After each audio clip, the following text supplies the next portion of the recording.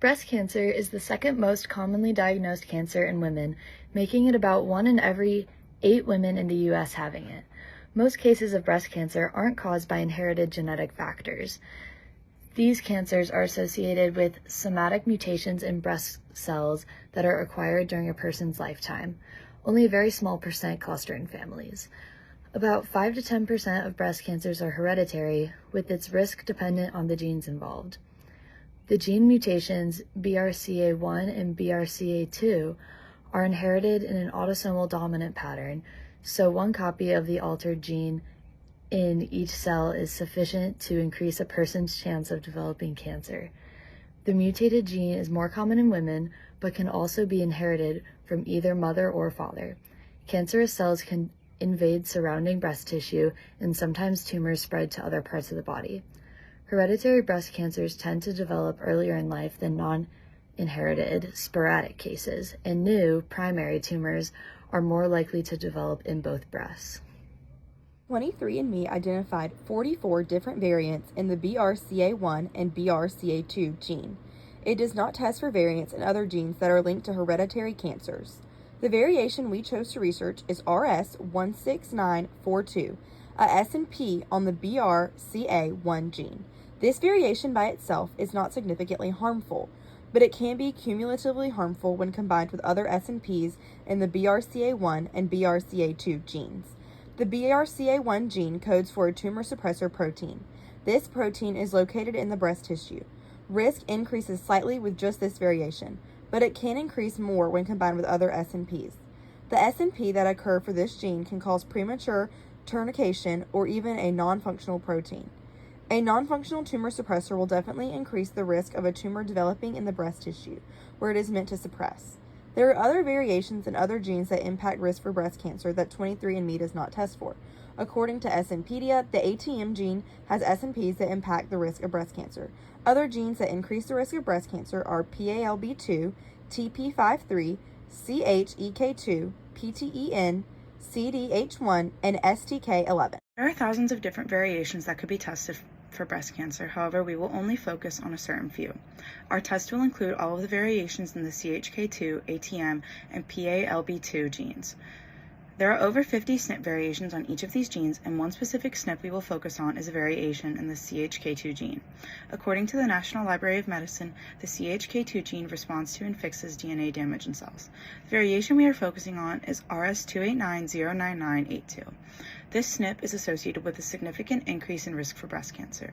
The SNP on RS289-09982 is a deletion mutation. This means that the SNP causes a deletion in the codon sequence.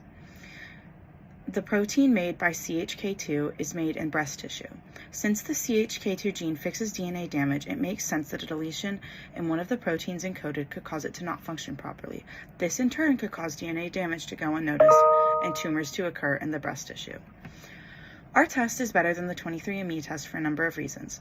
According to 23andMe, they only test for variations in the BRCA1 and the BRCA2 genes, and our test tests for variations on more than just two genes that increase the risk of breast cancer.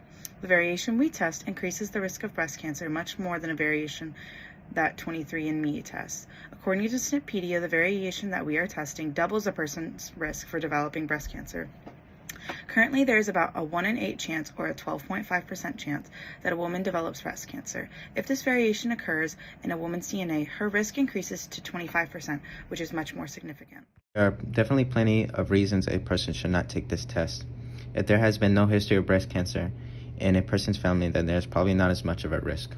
While the specific SNP we have discussed does double the risk of breast cancer, typically breast cancer caused by genetic variations depend on multiple SNPs in combination.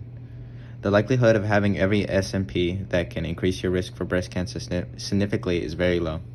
There is also the fact that genetic variations only cause about 5 to 10% of breast cancer cases.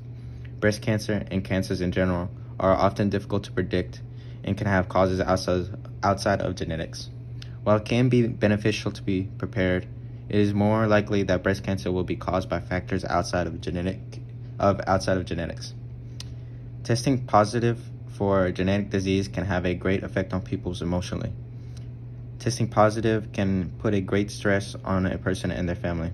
If someone tests positive for genetic disease, but they are not showing symptoms, it can feel like the sword of Damocles hanging over their head. In other words, they are just waiting for the day that the disease develops.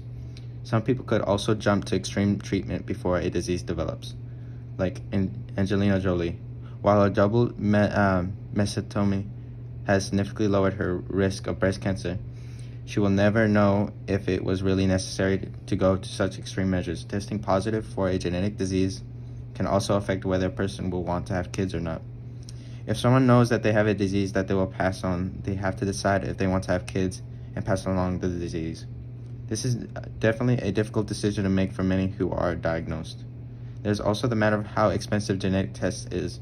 It costs quite a lot of money for genetic tests and even more for treatment if a genetic disease is found. This is out of most people's price range and is not important to people as others like mortgage or rent. There are also the considerations of genetic privacy that the consumer must consider. While the Genetic Information Non-Discrimination Act makes it illegal for employers and health insurers to discriminate against people, it does not make it illegal for insurers to refuse life, long-term care, or disability insurance. Getting genetic tests can put people at risk for discrimination from these insurers.